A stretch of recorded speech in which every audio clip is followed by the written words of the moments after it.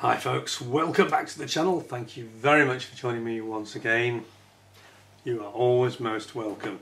Well, today another new kit from ICM. It's not 100% new, there's some new parts in it, new tool elements of the kit, and it's the Zil-131. It's kind of a Soviet truck, you know, used by the armed forces of Ukraine, and it's got some new parts. I think the original kit was tooled in 2014 and they've kind of updated it with some new parts. So obviously a very ubiquitous truck, very commonly used, especially at the moment. And it doesn't really give any history on the side. It's a 1/72, so it's not going to be very big, this one. So it's another short review from me, I think. So you won't have to wait around for too long on this one. Some pictures on the side, and it's basically like an open truck, really. Open flatbed truck that's just got sides on it, essentially. But they're doing these rather nicely, so I thought we'd have a look at this. Why don't we, without any further ado, take a look at what it's like, see how the moulding is and all that stuff, see what you think of it. Okay, so just arrived hot off the boat, or the plane, probably the plane actually, because I get them fairly quickly. At least I didn't have them, the latest shipment from ICM. I told them about the problems I had last month with the local delivery team here in the UK, who the delivery guy dropped on the floor because he seemed to think that it wasn't worth anything, because it was quite a light parcel, which really annoyed me. I think I mentioned it previously. Anyway, ICM very helpfully marked the outer box with fragile, with a big fragile sign on it. And this time it seems to have worked, because they treated it with a lot more respect when it was delivered, so that's good news. And ICM have promised they're going to make sure it's marked fragile every time to stop any more problems. At our end, though, it has to be said, you know, it comes out of a war-torn country, and then it gets to the UK and some ape can't handle it properly. It's very annoying. Anyway, is that going to stay? Probably not. So this is going to be, any more tape? No. This is going to be a quick one, I think. Oh yes, look at that little spruce. Reminds me of Matchbox, this. Almost, because they were 1/76, even smaller, of course. Right, so let us see what we got. Again, olive green is the paint scheme, which you might imagine. Do we have any decals this time? I think we do. Oh yes, we have. Oh, we have a lot of decals. Oh, this is cool. So it has this, again, this digital camo scheme that the Ukrainians are very famous for. And helpfully, ICM, you don't have to try and mask it and paint it, which would take so long, especially on a small item. So they are very helpfully giving you it as a decal, so you can just decal it on in whichever scheme you prefer. So your digital camo is sorted, quite frankly, which is brilliant. Love that idea. So let's have a look at the old instructions. Now we do get a bit of write-up, which is great. We actually get some historical data, and we get some nice technical information about the truck as well, which is so lacking in so many other people's instructions. Let's have a little read of this. So the Zil-131. Serial production of the Zil-131 all-wheel truck began in the late 1960s. I told you it was Soviet, didn't I? And in 1986 it was introduced in its modernised version, the 131N. The truck was distinguished by its high reliability and excellent off-road capability. The basic model was designed primarily for the transportation of personnel or cargo weighing up to 5 tons. At one time it was the most common army all-wheel drive truck, and it was supplied to various countries all over the world. Between 1967 and 1990, almost 1 million of these vehicles were manufactured. That's a lot of trucks, isn't it? Holy moly. It says, and a significant amount of production going to chassis for installing various special military equipment. After the collapse of the Soviet Union, the vehicles continued to serve in the armies of the CIS countries all around the world. The Armed Forces of Ukraine continue to operate these reliable all-wheel drive trucks to this very day. Very interesting. So 5 tons maximum load, width 2.5 metres, length 7 metres, height 2.5 metres. Engine is 150 horsepower with a maximum speed of 80 kilometres an hour. So that's 50 miles an hour, isn't it? It's not bad, is it? It's not bad for a big old truck. It's fast enough, isn't it? I think we have a speed limit for trucks in the UK at 50, don't we, I think? So it's good enough. Anyway, so looking into the actual instructions, we've got the sprue tree map here. Then we're going to start by building up our wheels and tyres, which I'm pretty sure are plastic in this case. Yes, they are. Then you're building up your cab and putting on your mirrors. It's already like in one piece, the cab. It's not going to take you too long, this one. The outer is one piece. Some armour plate to go on, your windscreens and your windows, front and rear. Door windows included, and your mirrors. And then you just put a very rudimentary interior, which has got a dashboard and a steering wheel basically. And your brake lever and I think it's the gearbox selector, drive selector. Then we've got a typical sort of one-piece chassis, a chassis rail system. You've got a transfer box from the engine, a bit of an engine in there, or the bottom of an engine I should say. You've got your suspension going in, it's leaf springs, doesn't look very sophisticated right, does it? But good old-fashioned leaf spring suspension going in there. Then you're going to attach your exhaust system and your winch. We've got a winch winder at the front. And then we've got the actual storage carrier at the back. So you've got like a floor, wooden floor on the flat. It's like a flatbed, isn't it really? And then you've got the sides, the wooden sides being built up, very rudimentary. Spare wheel and spare petrol tank, I think it is, on the side. Your main tank's going in there, and then you bring it all together with your low loader part at the back. Your cab goes down, and your spare fuel tank and your spare wheel goes in the middle, and that's it. So very straightforward. And then, as I say, you've got this what looks like a very complicated paint scheme, and it isn't. You just spray it olive green, make sure it's a nice and smooth finish, put your decals on, clear coat over the top, and as they say, Robert is your uncle, Bob's your uncle. Okay, job done, easy peasy. So let's have a look at the plastic then. It's quite nice, isn't it? Nice to have something that you could, again, it's the sort of thing you could build in a weekend. You know, one of these speed build, weekend build things, you can do that, no problem. The only tricky part really is going to be getting in the back. Where is it? Where's the exit in the back? Oh, it's there. They put it right on the edge, you can't see it. Quite unusual. Yeah, the only tricky part, seriously though, is those decals. It's going to be a little bit piddly. But yeah, I'm sure you get them on okay. So, one cab. It looks great. This is like a matchbox, sort of dinky little size. Looks like they've really crammed them in together on these screws, let's say. Ouch. Right, okay, so there we go then. So we'll start with, that's a multiple twin set, so we'll just look at one of them. I have to tell you that these wheels and tyres are really nice. Better than I was expecting they are. Check them out.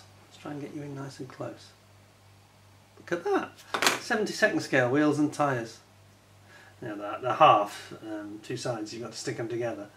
There's no locating pins, and that's probably a blessing, isn't it? Because it means you can align it better without those. You know, which can be very tricky on items like this at this scale.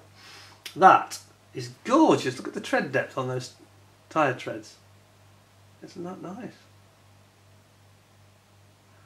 Yeah, like that. Very, very good. Then we've got our cab. Look at that. Which most of the work is done for you, really. You're just adding the bits on the outside. You got your door handle there. Just got to put your glass in. This is like the other one that I did, the Ural truck, wasn't it? I think you've got a bit you need to remove. Is it? No, it isn't. A little bit of flash. That's how it should look, with a divider on the window, at the side window. And this one's just picked up flash from the mould, so it just wants gently removing that. But it does remind me of the Ural truck that I reviewed from ICM, and it does look and feel a bit resin-like actually. It's really rather nice. Check that out. I think you'd have a lot of fun with this, you know, build a nice little truck. Wow, okay. Then we have got various parts of our chassis, starting with, we've got some, is that ladder? Is that part of the main chassis or not? Not sure which part that is, but you got things like wing mirrors there, see them? Yeah. Come closer, come closer. Because it's so little. and you've got your winch winding gear, you've got the bottom of the engine and gearbox here. You don't get any more of it, unfortunately. There's your winch here, and you've got your universal joints there on the drive shaft, and of course this here is the full length chassis. Anything else I could say is that fire extinguisher. Looks like a fire extinguisher there. That's cool, isn't it? It's a little tiny. One of the bumpers, good old fashioned metal bumper, 1960s old school, isn't it? Then on the other side we've got headlamp protector, steering wheel, got headlamp protectors there on the right, and we've got fuel tanks and various bits of the sort of chassis rail side of the chassis, and drive shafts here, complete with the universal joints, instrumentation panel of the dashboard, and so the steering wheel is there. Very cool, very cool.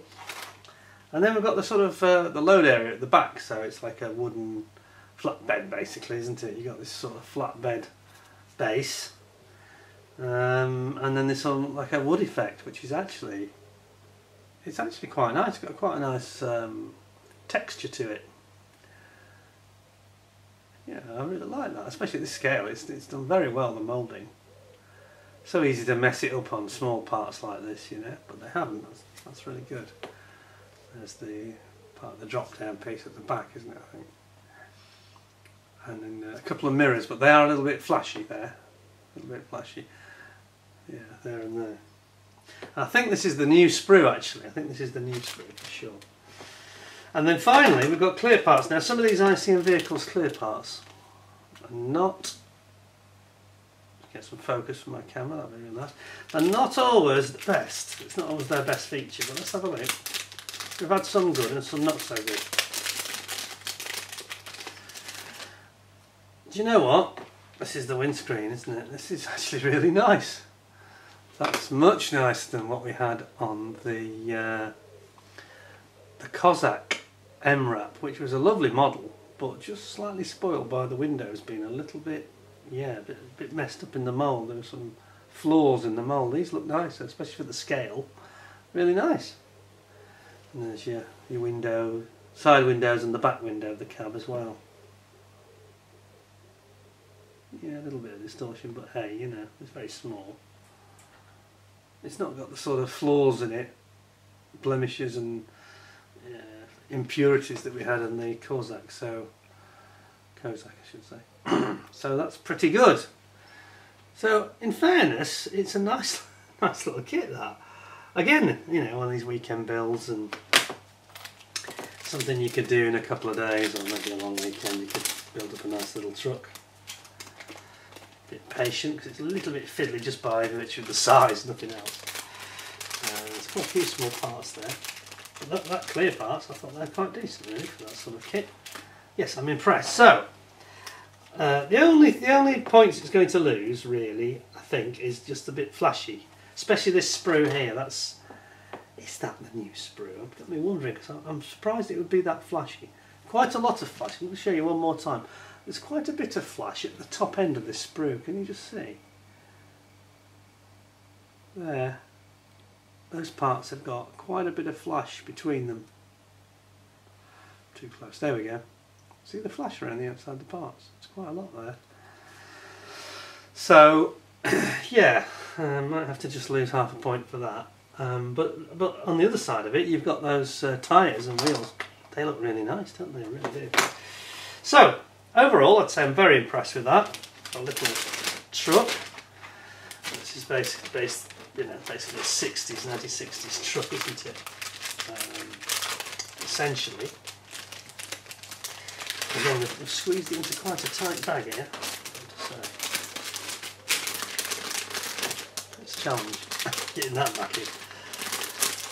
Right. Gently does it. There we go. There we are. Very. All sorted.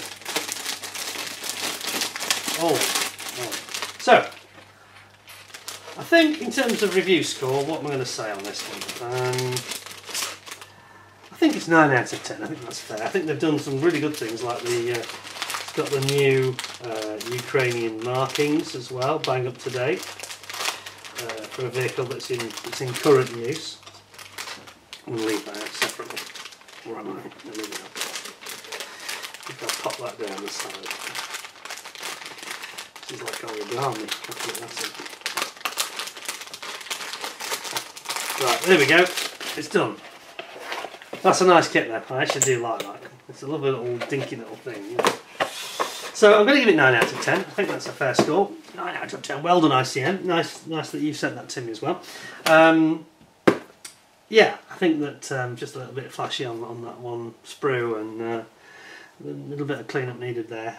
But apart from that, what's not to like? And again, this is retailing for about, I think it's £13, £12–13. You might be able to get it cheaper. Very, very good value indeed. You know, if you want to have a little play at doing some trucks, if you're not used to doing any vehicle building, well, all you got to do is, you know, splat it with mud, and it doesn't have to be too critical. Look great. Great, well done ICM, 9 out of 10. I hope you give me 10 out of 10 with a thumbs up. And don't forget to subscribe if you haven't already. If you have subscribed, critical that you ding the notification bell. Make sure you ding the option that says all, not personalised or anything else. Because I think that this is where people have been, I think it's YouTube's fault. I think even I've done and dinged the wrong thing. I've had people's content that I follow come up and I've missed it, you know, not been informed at all. So ding the all, make sure you re-ding it, and then you should be okay. So thank you very much for joining me. Hope you found that interesting. We have other stuff coming through from ICM in the not too distant future, and many other reviews that you probably enjoy as well. In the meantime, until next time, thank you very much for joining me. Look after yourselves, take care, and bye for now.